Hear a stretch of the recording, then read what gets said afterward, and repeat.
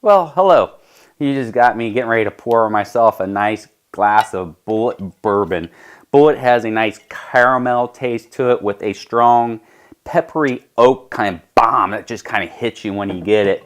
So I was just getting ready to pour me a nice glass on the rocks, and my nice little bourbon glass here. So you always want to double pour bourbon to get mixture going really well, so you can get that, again, that caramel and that peppery. Has, of course, that oak smell to it. You can kind of get a whiff of that vanilla that comes from it too. Bullet is a awesome bourbon. Been in production really since 1987, where it restarted again, and they just opened up the new distillery. But it says made from pure Kentucky limestone, filtered water, and the Bullet family tradition, which means a little bit heavier rye taste to it, but it's again really good. Well, my name's Rusty Martis, and I'm a Air Force Mustang and OEF veteran, and I want to welcome you to a special edition of Veterans and Bars Getting Bourbon. Cheers. That's good. That's really good.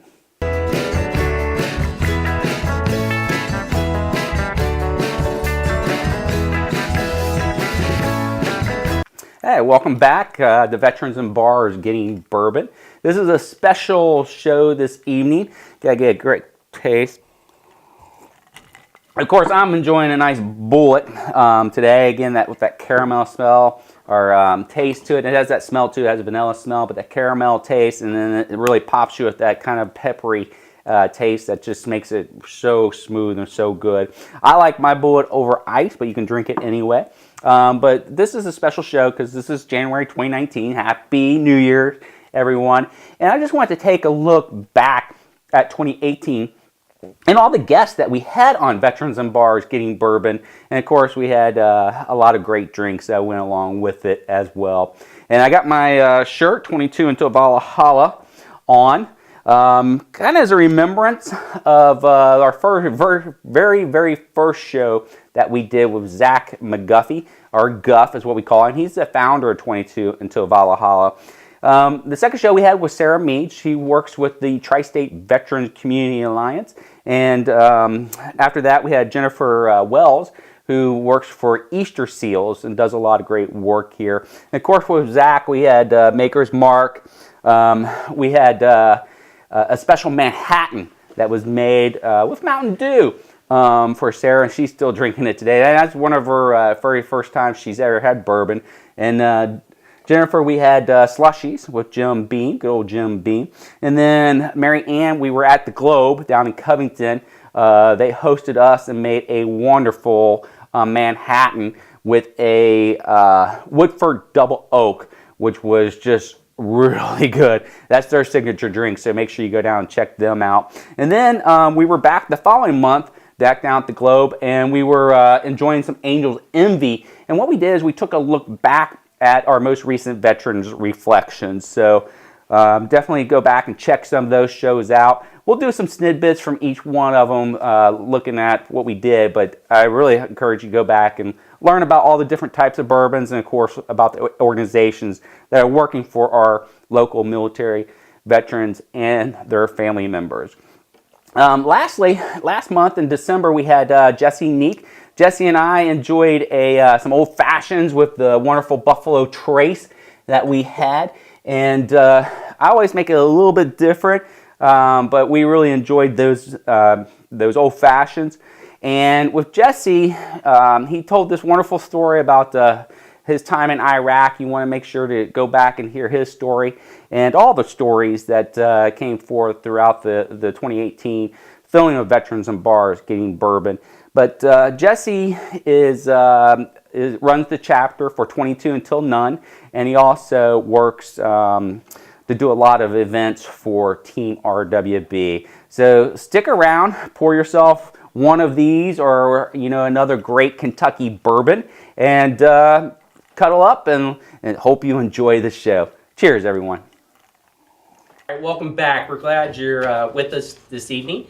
I'm here again with Guff from 22 Until Valhalla, Marine Corps veteran, and we're going to delve into the 10 questions. So the first question I have for you is just tell me a little bit how you end up joining the Marine Corps and kind of what brought you to that decision. I was raised by my grandfather, who's a United States Marine, and he always told me not to join the Marine Corps because it was awful.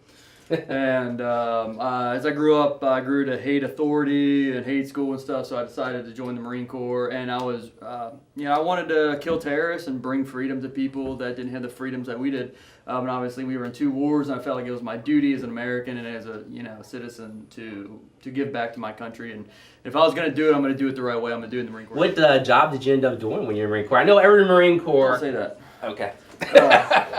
Grunts hate it when people say it. Every Marine's right when we're like, ugh. So, but getting into a little bit about your foundation, tell me about what your organization is, what it does, and how it works to support our military, our veterans, and their families. Yeah, so we are 22 of Valhalla. We are veteran suicide prevention. We are not an awareness campaign, right? So we actually, are out in the community and doing things. So we are here to help promote and facilitate physical, mental, emotional, lifestyle development. So we help veterans, like a veteran calls me and, whatever it may be, they're distraught, inept, homeless, upset, or they just need somebody to talk to, or they're looking for services in their area. I answer the phone personally, president of the nonprofit, figure out what their needs are, and then I just start networking, right? And depending on what their needs are, we can pay for and facilitate that need. And we believe that holistic healing is going to be a huge step in in the healing of veterans mentally, physically, spiritually, and emotionally. So instead of them becoming like a pill mill from the VA or stuck in transition and some sort of other therapy in the government, we do help pay for veterans to do flotation tank therapy, also known as sensory deprivation tank therapy, jiu-jitsu, any fitness, and what was the other thing we paid for? I can't remember now off the top of my head. Yoga and medical massage. Okay. So we help them get into holistic styles of healing. We find that in their area. We'll pay for their first 2 or 3 sessions, depending on how expensive the session is, across the nation, because we're still a small nonprofit. And then once we get them through that program and they start feeling better, and we vet them and make sure they're okay, then we send them on an extreme adventure with our partner group, Veterans Adventure Group. They're also a nationwide veteran nonprofit for veterans suicide prevention. And then myself, my very good friend, who's the president of Veterans Adventure Group, we will get them onto a skydive, a base jump, a cave dive, scuba dive, or a mountain climb. And then there's some other services that they're just now providing. Like I summited Mount Rainier last year with a group of vets. The year before that, we took another group of vets up Rainier, and I did not summit my first year. Justin and I, we got some veterans out skydiving this past September. And then I've facilitated veteran boar hunting in Texas too. So if we can't provide it, we're going to network and get that veteran on that, right? So we believe that veterans need victories outside the Marine Corps, and they need alternative styles of healing that's going to mitigate their veteran ego, which is what jiu-jitsu will do, and powerlifting will do, and yoga will definitely do, because yoga is extremely difficult. And you're in an uncomfortable environment, and you have to learn new things and meet new people. So these are all steps that are helping veterans reintegrate into society, meet new people, meet civilians, meet veterans, and learn new things, and be in the present moment. The future causes anxiety, the past causes depression, the present causes peace, right? Absolutely. So that's what we're trying to facilitate with our veterans.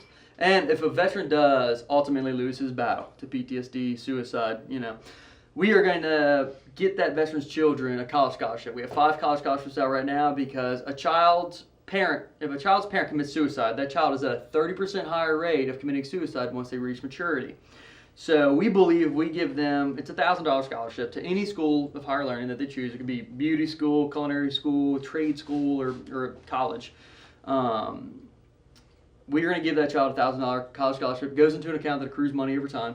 So we give $1,000. So if they immediately go to college, it'll be $1,000. If they wait a certain amount of years, right, then it'll be a little bit more. Yeah. But we believe if we give them an education, at least a leg up, and we show that child that they are not left behind, that they are still a part of the veteran family, and they're provided for by the veteran family, then if we give them that support, then they're going to feel as alone, as isolated, and then they're going to get a little bit of an education at least, or at least a start of an education. So that's what we do. We've been around for 3 years. I tried to commit suicide when I came home, failed, obviously. And then my best friend committed suicide 9 months after my attempt. And he was in Iraq, Afghan with me in 2-1. So after a year of mourning, when I went down to North Carolina and lived in Asheville and built houses with my friend who was killed in Afghanistan, I built houses with his aunt and uncle. They took me in. And it was a really, really good situation. Got into CrossFit. I know, guys, don't make fun of me. And I got into CrossFit, yoga, and started hiking to different waterfalls and meditating by different waterfalls in the Appalachian Mountains. And I just started getting real crunchy granola hippie, but I wanted to keep my warrior ethos and also be, a hippie, right? A warrior hippie. Yeah. And I believe especially right after you get out, right? Right. Yeah. So, it's better to be a warrior in a garden than a gardener in a war. So when I was 17 years old, I didn't really have the means to go to college. My family, didn't really graduate from college. There was no one to kind of push me in a direction. So I had a friend approach me who had met with a recruiter, and we had kind of discussed the National Guard. I didn't have any idea what the National Guard was at the time, just still senior in high school. So at that time, the recruiter's like, it's going to be fine. I'm going to take you to MEPS. We'll get you through the ASVAB test. Took the test. I passed. Gets up to MEPS. Go through the process. So it's a new adventure. So basically what brought me in was the thought of just an adventure in life, and where this could take me. So Sarah, let's talk a little about TVCA, the Tri-State Veterans Community Alliance, and your role in there. Tell me a little bit about what your organization is doing to support our military veterans and their family members. So what we've established with the military outreach is we're going out and to connecting with all service members or former veterans who have kind of got the experience or the knowledge to, better their careers or further their employment. We want to reach them and their families for resources that they may need or connect them to partner agencies that we've connected with. So the Tri-State Veterans Community Alliance, that's exactly what it is. It's an alliance.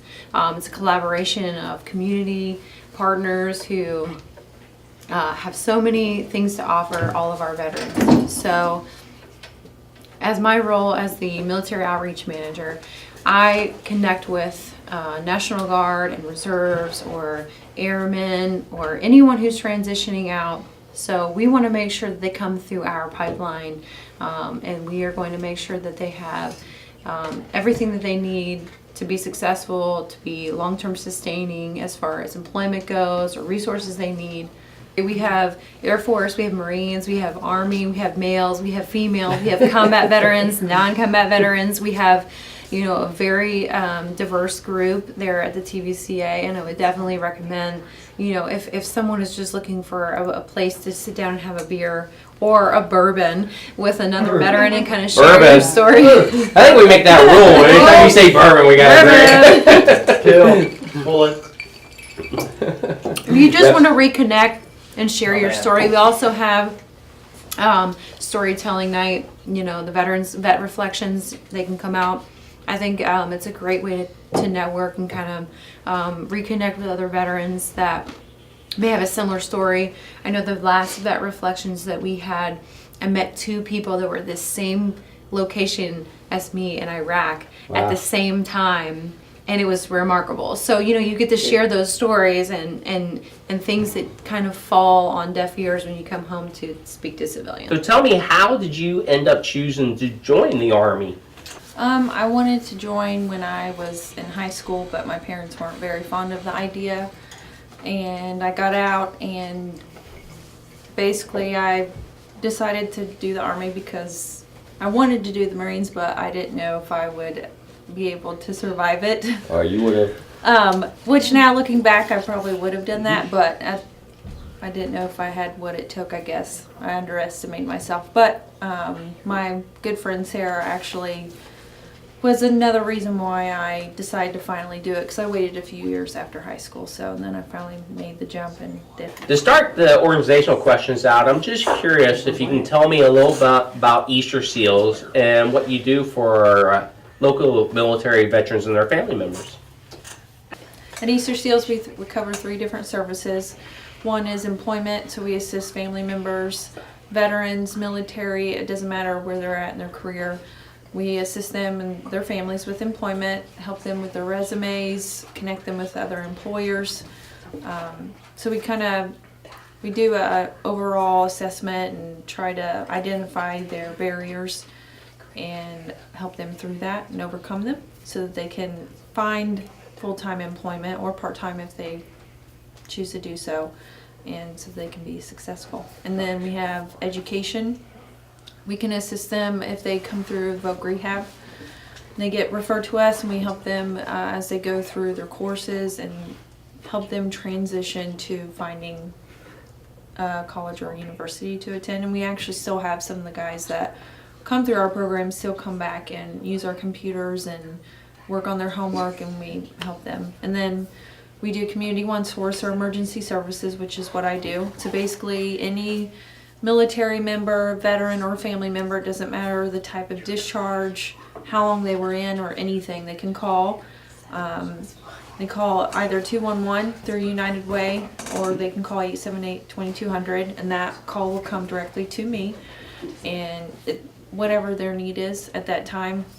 Sometimes we get emergency needs, sometimes we don't. We're kind of trying to assist veterans with anything they need. We have done anything from a veteran that's called in that's been suicidal to someone who needs help with their benefits, who needs help with utilities, rent.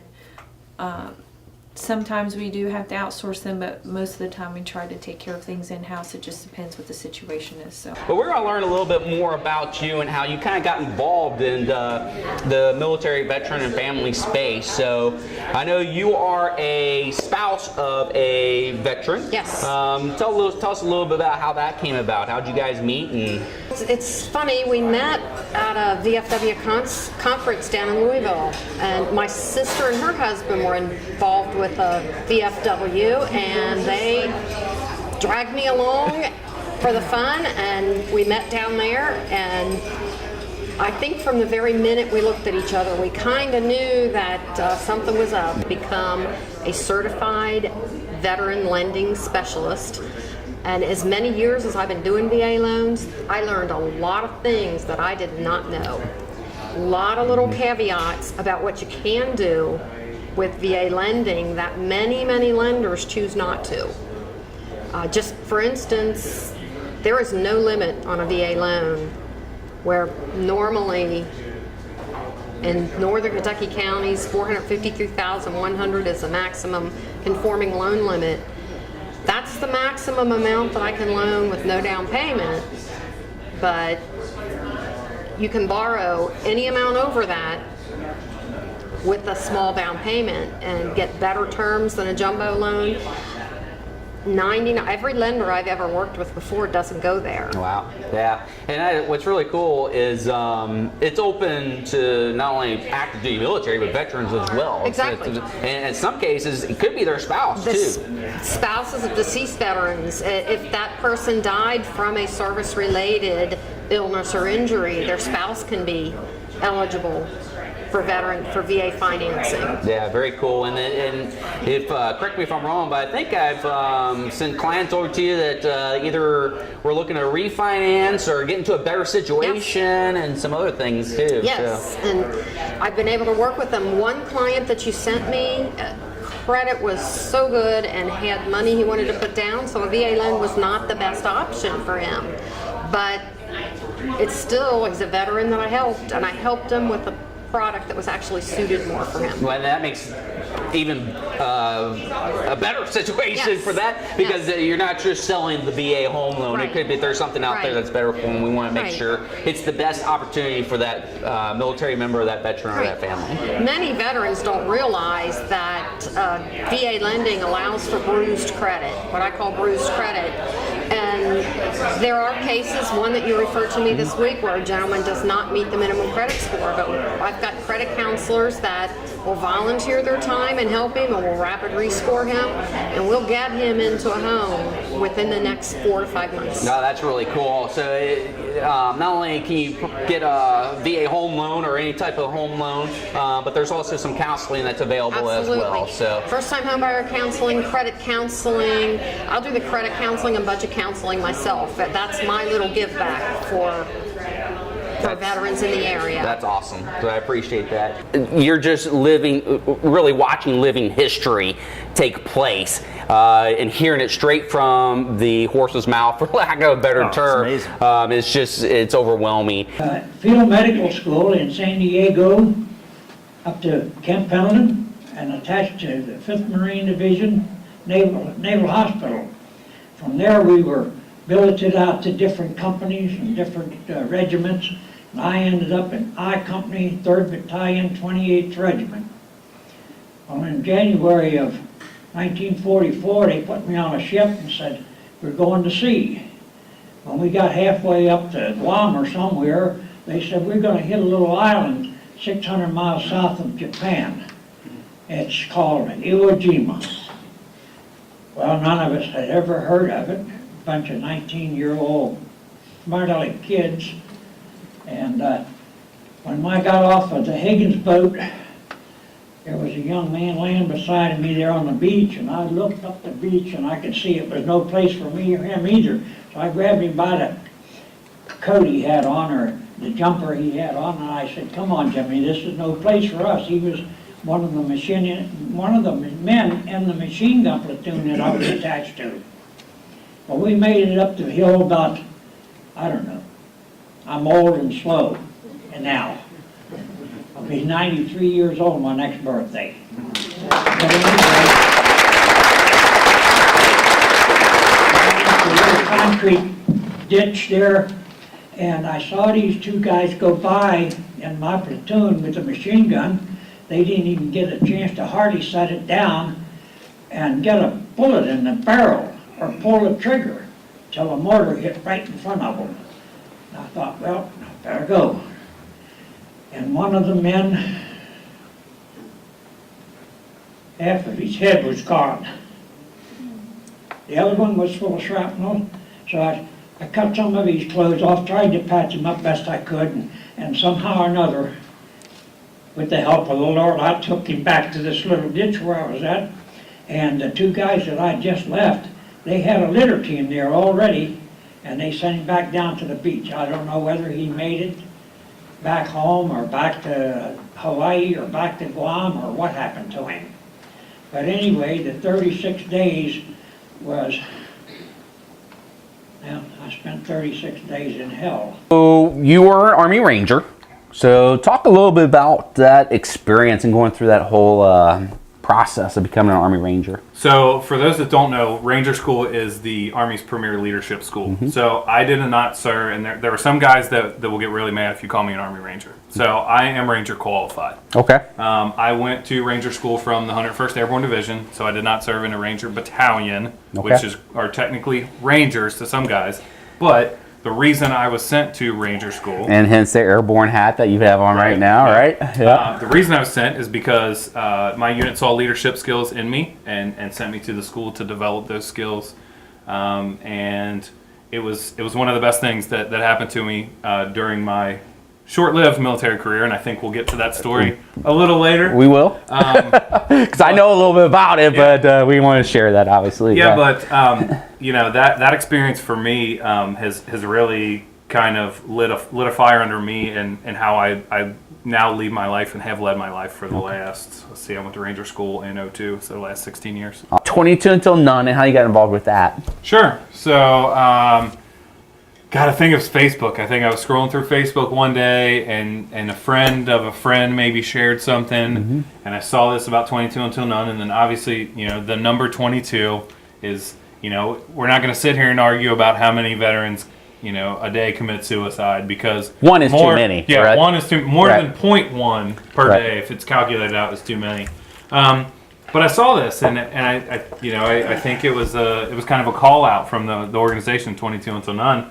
It was a pilot program for chapters, and so I was like, you know what? Let me go check this out. Let's see if we have a chapter, because I'd like to help out. We didn't have one here in Cincinnati, and so then I followed the instructions on if you don't have one, and it said do this and submit it. And I got an email the same day back from the vice president, and she's like, so how interested are you? Who are you? Let's talk some more.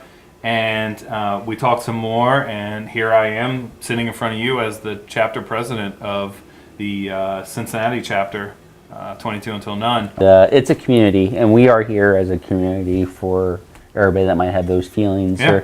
But we're also a community for just involvement, and that's what Team RWB does as well. Yep. Because you're also part of Team RWB, and it involves that community, and it helps with that transition because you bring civilians, and you bring military, you bring veterans, you bring everybody together to build that tribe and that community to help support each other. Can you talk a little bit about Team RWB? Team RWB was a huge part of my transition back to civilian life. Absolutely. As I mentioned, I came off active duty in 2004, struggling with who I was, where I was. That purpose and passion. It's Purpose and passion. right?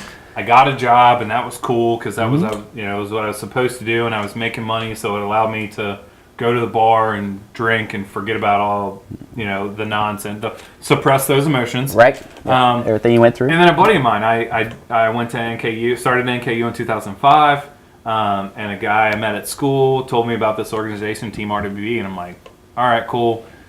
And then I did a little bit of research and realized, oh yeah, they're a running group, which Right. is what everyone Everybody thinks that we it's are. an exercise kind of group, but And I said, it's dude, not. I swore when I came off active duty in 2004, I'd never run again. I got 3 braces on right now. You know what I mean? But at that point in 2005, when I had met, it was 06, I think, when the guy turned me on to RWB, I'd been in a desk job for 2 years, out of the military. I'd put on some pounds, and I was like, all right, I feel like crap, and I should probably start working out again. Right. So I hooked up with RWB, and they're probably one of the reasons why I'm sitting here next to you, in front of you.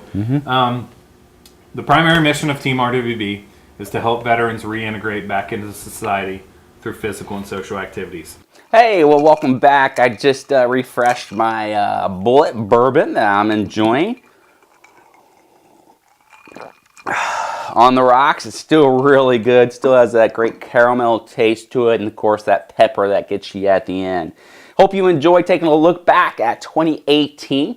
As you can tell, I switched shirts to go with our last guest that we had. This was Jesse Neek's shirt that we had in December. Of course, we started the episode looking at our very first guest, Zach McGuffey, Guff, as he's better known. And he is the founder and runs 22 Until Valhalla. Of course, then we met Sarah Meets. Sarah works for the Tri-State Veterans Community Alliance. And then we met Jennifer Wells, who is with Easter Seals. We went down to the Globe for a special edition with Mary Ann Mater Jones and hit that one on the beeline. And she's with Guaranteed Rate Affinity. Talked about all that she can do for not only VA loans, but different types of mortgages and educational benefits that she offers. And then we went back to the Globe and take a look at our veteran reflections that we held in Northern Kentucky. So we looked at a few of those speakers. And then, like I said, we ended the year with the Mr. Wonderful Jesse Neek and his great outfit that he had on, as we took just a look back of everything that was accomplished in 2018 with veterans and bars getting bourbon. If you're looking for more information on these agencies or all the 63 different agencies that we work with in Northern Kentucky, you can certainly give us a call at the TVCA, Tri-State Veterans Community Alliance, 844-600-TVCA. That's 1-844-600-TVCA or 8822. You can find us on the website at Tri-State VCA, that's Victor Charlie Alpha.org, or we have 2 Facebook pages, the Northern Kentucky Military Veteran Coalition page, which is at Northern Kentucky MVC, or Tri-State VCA, both of them on Facebook. And I hope you have a wonderful and great 2019 and have some amazing bourbons that you try and experience. Please subscribe to our YouTube channel, and we hope to see you at an event here soon. Cheers, everyone. That's good.